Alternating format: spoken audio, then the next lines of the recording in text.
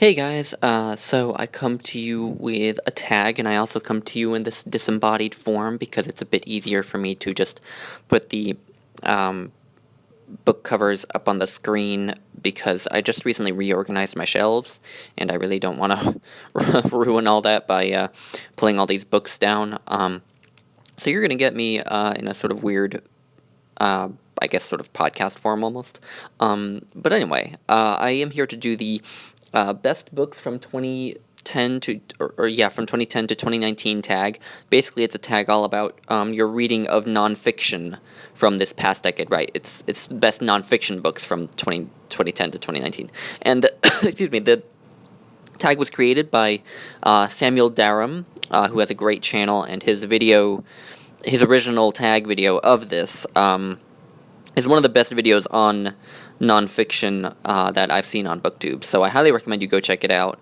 And he's also just a great BookTuber. But and he was also the one who tagged me. So anyway, and I should note at the outset that there are 10 questions asking about sort of specific ideas with regards to your reading in the 2010s decade.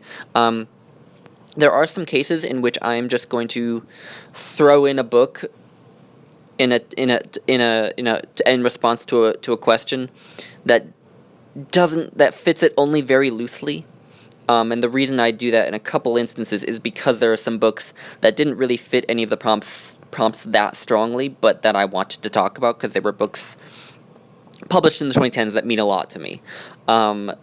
So anyway, but I mean, I think I'm still doing respect to Samuel's questions in what I'm going to say. So anyway, I will start with the first one, which is your passion. What is your favorite nonfiction genre, and which is the one book from it that means the most to you?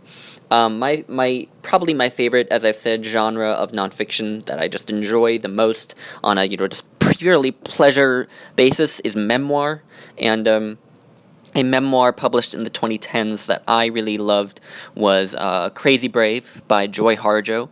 She is America's current and new poet laureate, the first ever Native American author named to that position, which is great. Shameful that it took that long, but it's great that it happened now.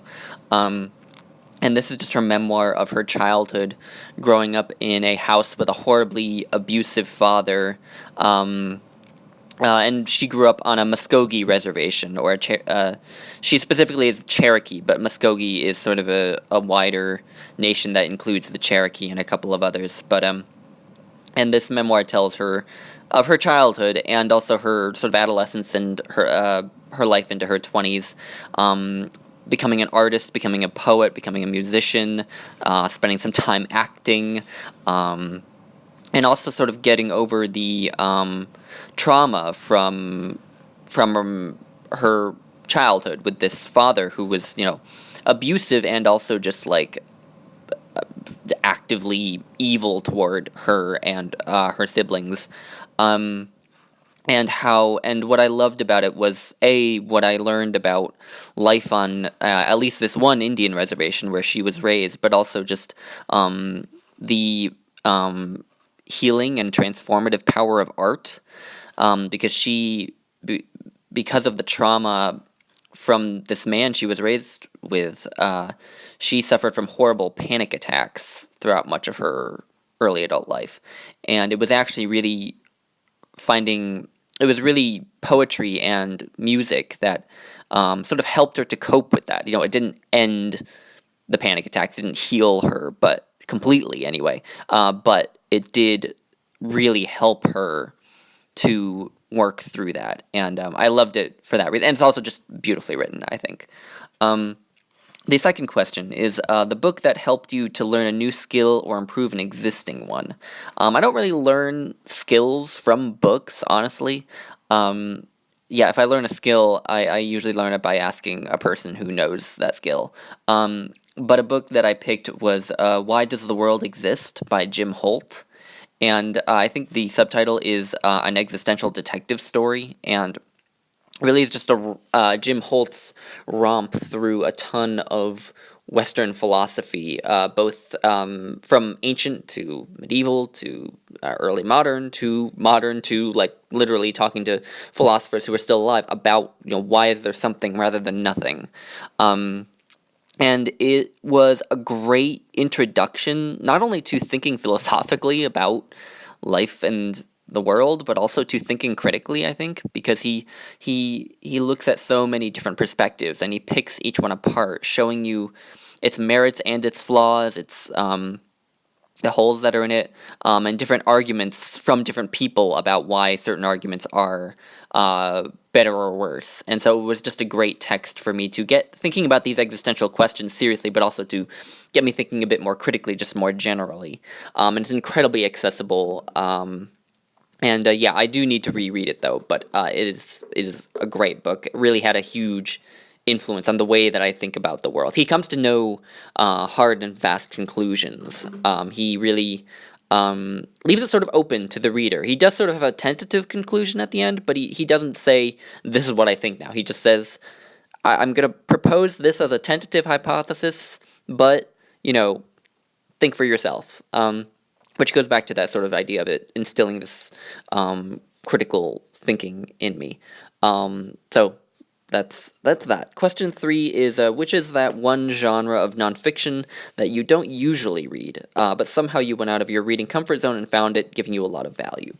So for this, I went with the Historical David.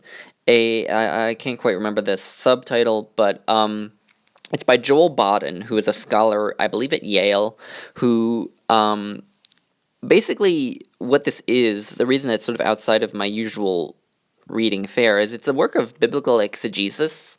It's not a historical, it's not like a work of archaeology or traditional history as you might think based on the title. It's more of a dissection of the whole narrative of King David in the Old Testament. And Joel Baden just looks at all of the contradictions and sort of bizarre things that go on in the story of David and just picks it apart and tries to form a sort of coherent narrative of how perhaps David's life and his reign actually went, and finds some surprising things that would ruffle the feathers of people who think of David as a completely admirable great king. Not that a literary character, he doesn't have to be a great person to be compelling, but even as a ruler, Joel Baden finds that he was devious at best and ruthless at worst. But it's again another book I need to reread. But yeah, again, and what I loved about it too was it got me to look at the Bible more critically in that sense. Not diminishing my own literary appreciation for it, but just getting me to notice and grapple with all the sort of weird stuff that's in it. And I feel like there was one other thing I wanted to say about the Historical David that I'm blanking on. But anyway, if you're at all interested in the story of David from the Old Testament, you might find that book really interesting. Number 4, what is the quirkiest or the most unconventional nonfiction book of the 2010s? I picked 2, and one of them is one of those books I mentioned where the connection to the actual question is a little bit loose. But the first one isn't. The first one is a very strange, quirky book, and it's Young Ovid, A Life Recreated by Diane Middlebrook. And this is this was published posthumously, actually. Diane Middlebrook tragically died of cancer, I believe in her 60s, before she could finish this book. It was originally going to be a full-dressed, birth-to-death biography of the poet Ovid, the author of the Metamorphoses. But she herself got diagnosed with cancer while she was working on it, and she knew she wasn't going to be able to finish it. So she did her best. She wasn't quite successful, but she did her best to form that book into, instead of a full biography of Ovid, just a look at his younger years. And the reason that it's quirky because it's sort of incomplete and sort of fragmentary and not fully finished, but it's also quirky in the way that she wrote what she did write, because we know very little that's concrete about Ovid outside of his poetry. His poetry is heavily autobiographical and uh, uh, and so what she does at certain points is she will have like very brief, sort of almost invented, fictionalized, not fictionalized, that's a bad word, but invented kind of scenes from Ovid's life that would make sense in the context of the culture and the history of the time and Ovid's own life, would make sense. You know, they may have happened, but there's no like record of them by any means. So she imagines a scene where he where his wife is lying in their bedroom, naked, and he kind of comes in and well, they do their thing. And that is taken from actually a poem by Ovid. And again, it's invented, but it's meant to sort of give you a flavor of his possible relationship with his wife. And so, yeah, it's this really quirky but incredibly beautiful, beautiful book. It is a great biography, but also a great piece of criticism on Ovid's work, especially on the Metamorphoses. It especially is enlightening on the subject of the Metamorphoses, his masterpiece. So, yeah, highly recommended. And then the next book for this prompt is Absence of Mind, Dispelling the Myth of Inwardness from the Modern Myth of the Self by Marilyn Robinson. Sorry, my lisp probably came out in that one. And this I picked for this prompt because I feel like it is a bit of an odd book because it actually originally was a lecture that Marilyn Robinson gave. She was invited to give the Terry Lectures at Yale, which are a series of lectures on the overlap between science and religion. And to be invited to give a Terry Lecture is considered a great honor. And what she talked about in this lecture was what she calls parascience, which is kind of this idea that it's sort of related to scientism, where this idea that science is the only worthy way of gaining knowledge about the world, and that any attempt to gain any sort of knowledge about ourselves or the world that isn't scientific is not, specifically one of the physical sciences usually, but she also talks a lot about psychology. If it's not that, then it's not worth paying attention to. And she also talks a lot about this sort of modern approach to the mind that sort of discounts any possibility of an individual having self-knowledge. We have this sort of horrible legacy from Freud that you can't know yourself.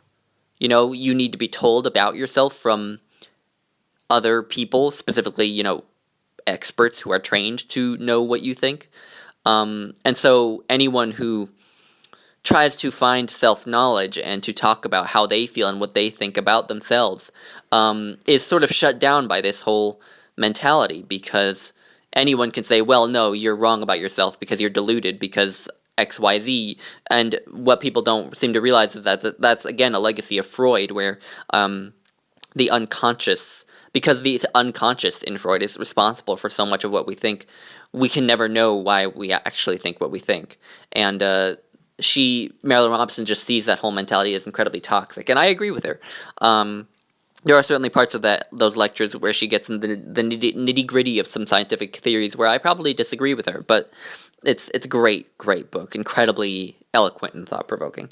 All right, number 5, which nonfiction book from the 2010s do you wish you had written and why? I have 2 for this one as well, for 2 different reasons. So, the first book is Behave, The Biology of Humans at Our Best and Worst by Robert Sapolsky, which I've talked about several times on this channel. You're probably sick of me talking about it, but it's just a romp through a ton of psychology and neuroscience. It's basically on its own an introductory text on social psychology, essentially. And it's just really, really funny, really accessible. but also very comprehensive and kind of omnivorous as well. He doesn't just draw on psychology and neuroscience. He also talks about anthropology, economics, etc. And yeah, it just makes for a fascinating read. And I wish I had written it because I am studying social psychology, and so I would love to have all that knowledge right at my fingertips in a way that I don't necessarily. I know a lot of it. I'm acquainted with a lot of it, but I don't know it in the way that I'm sure Robert Sapolsky does now, given that he's written a whole book on the subject. So I wish I had written that book. And then the second one is On Poetry by Glenn Maxwell, which is just a gorgeous, aphoristic book about the nature of poetry. It is about writing poetry and the craft of poetry, but it's also just about reading and appreciating poems. And that is something that I always wish I was better at. I wish I could read a poem half as well as Glenn Maxwell reads The Song of Wandering Angus by William Butler Yeats, which he does in the first pages of this book. And I just, again, wish I had this depth of understanding of this subject that Glenn Maxwell does. And I wish I could write half as aphoristically as he does, because he's so eloquent. So, yeah, on poetry.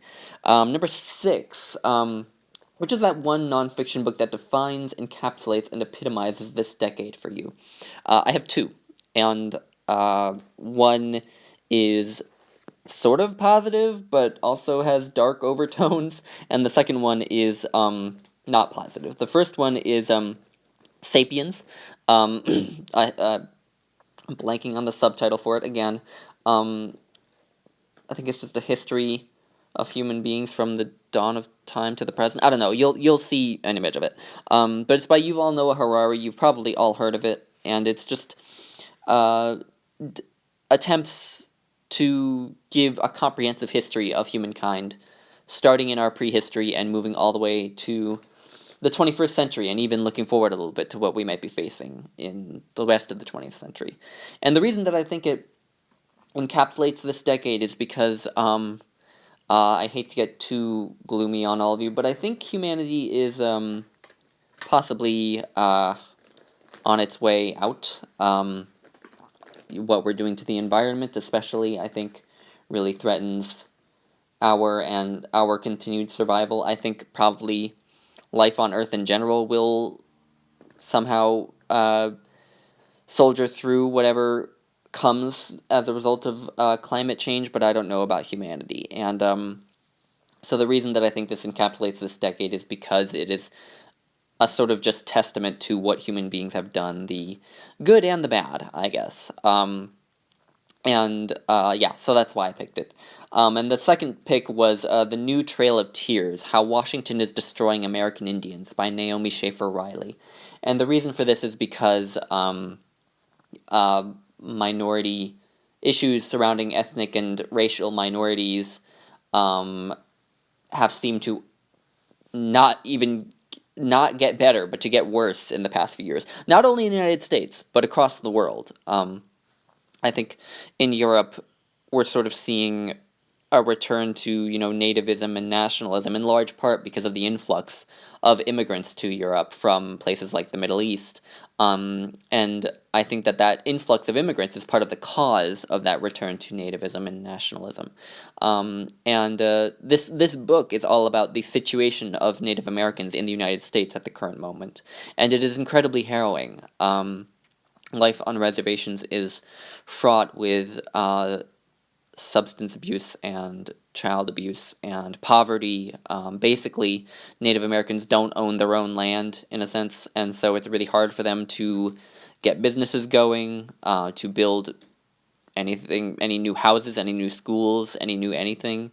And so essentially the United States has a third world country within its own borders, and that in itself would make it an important book, but also I think it just speaks to these issues surrounding minorities who are not doing well in so many countries, yeah, so that's why I picked it. All right, moving on. Yes, number 7, which is your favorite celebrity memoir of the 2010s? And for this, I'm going with Wilde by Cheryl Strayed. I believe the subtitle is From Lost to Found on the Pacific Crest Trail.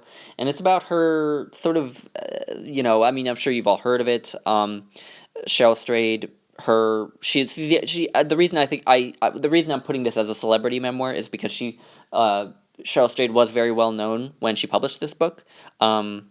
She wrote a famous column for, I can't remember what magazine, but I know it was published in a book as Tiny Beautiful Things, and so that's why I'm putting this as a celebrity memoir, even though I'm sure many people would disagree with that characterization. But it's about her when she was in her early 20s, and her mother died very tragically. And basically what happened is her entire marriage fell apart after that, and she fell into drug use and was just generally not doing well. And one day, on a whim, just decided to hike the entire Pacific Crest Trail, and just sort of did it on a whim. Wasn't that well prepared. And this is just her story of finding some sort of closure and healing through doing that in her early 20s. And it was a great memoir. I loved it. It was fun seeing her struggle through this going through this trail, because she will wake up with her bag full of frogs. Her first few days, she could only walk like half a mile because her pack was so heavy. She would run into these really weird strangers who would, say weird things to her. And it was just a lot of fun, really. And so that's why I included it. It's very bookish as well. She reads all along. She brings books with her all along the trail and burns the pages as she reads them because she can't afford the extra weight. And so it's also kind of bookish, and I like that as well. So yeah, a really fun memoir. Number 8, which is your favorite biography of the 2010s? I don't read that many biographies, and I've already talked about one that I absolutely love, Young Ovid by Diane Middlebrook, but I'm going to put Zealot, The Life and Times of Jesus of Nazareth by Reza Aslan. I can't remember when it was published, but it's... I'm not entirely certain it's a biography even, because really, the number of real hard facts that we know about Jesus Christ, the person, you could write on one hand. Or at least a number of facts we know about him that we can verify outside of the Gospels, which, of course, were all written, 100, 200 years after he died, and were not necessarily written as hard historical accounts. And so, Reza Aslan, basically goes through the sort of messianic movements that were popular at the time in and around when Jesus would have been alive. And sort of, there was a lot of messianic fervor at the time because of the Roman occupation of Israel. There was a huge feeling that perhaps a millennium was upon us, or upon the Jews at least, in Palestine at the time. And so there were all of these prophets coming up who claimed to be the Messiah, many of them, and led these militant, sort of almost fanatical movements among the Jews, or among the Israelites, that didn't necessarily gain much traction or accomplish much, but that the Rome always viewed as a big threat. And Reza Aslan views Jesus as just another example of one of these messianic movements. But he just happened to have accomplished more than some others, I suppose, and ended up with a whole new religion devoted to him.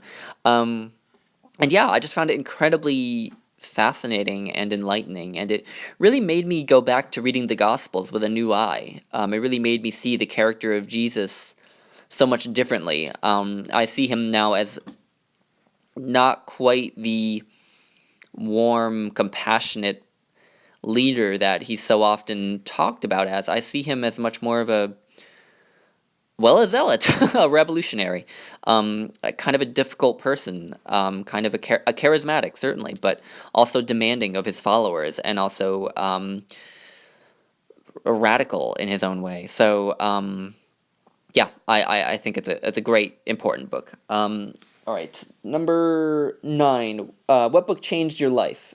Why and how? And saying what books changed my life is nigh impossible, but one book that I thought I would mention was A Mad Love, An Introduction to Opera by Vivian Schweitzer. And this is a romp through the art form. This art form that has become suddenly so important to me in the past couple of years. She talks about the main elements of opera. And then after doing that, she goes through basically a big history of opera. How has the opera developed over the years? And she will discuss specific individual operas along the way, and just within a page or two, leave you dying to go see and listen to them. And so, if there was anything that could nurture and invigorate my growing love of this art form, it was this book. And so, I think that's why I'm putting it as life changing, even though it's not so life changing per se, but it is definitely something that has brought a new artistic medium into my life and made it even more important than it already was. So yeah. And then finally, we come to question 10. Which nonfiction book from the 2010s made you feel grateful for what you already have? And for that question, I'm going with The Heartbeat of Wounded Knee, A History of Native America from 1890 to the Present by David Troyer. This was just published this year. It is all of the history about Native Americans that you never really learn about in school. When we learn about Native American history, if we learn about it in school, it basically ended at the massacre of Wounded Knee, and after that, Native American culture and history just sort of ended, and they, for all our schools seem to acknowledge, Native Americans just sort of exist as these paupers off on the edge of civilization somewhere. And David Troyer does not like that mentality, and his title is an allusion to "Bury My Heart at Wounded Knee" by D. Brown, which is a book that I want to read, and it certainly is a great history book, but also did perpetuate this idea that Native American history and culture just sort of ended after the massacre of Wounded Knee, and so this tells a counter history. It shows that Native Americans have fought for their rights, have continued to survive, and in some cases, to thrive. But they have also faced just horrendous challenges from the United States government, from having their land basically sold right from under their feet, from having their status as members of their individual nations threatened, to being denied the honors that they deserve when they have served in the military, both in both World Wars and in the Vietnam War, to just the general lack of economic opportunity on Native American reservations. They have faced just horrible hardships, and it's hard not to read a book like that and see just how privileged someone like I am. I'm a white male from an upper middle class family. I'm basically from the most privileged group of people in history. And yeah, so I don't know, maybe grateful isn't quite what I should say, but it did make me look at my own history, my own country's history, and my own identity much differently. And I mean, if you're going to read any book published in 2019, I hope it's The Heartbeat of Wounded Knee. I'm a little sad that it didn't win the National Book Award, although I am glad it was nominated, but anyway, that is a wrap. That is the whole tag. That is the best nonfiction books from 2010 to 2019 tag for you. Yeah, it's been a good decade for nonfiction, I do think. So thank you for creating the tag, Samuel, and thank you all so much for watching. I hope you all enjoyed. I look forward to your comments as always, and I will talk to you all very soon. Bye, guys.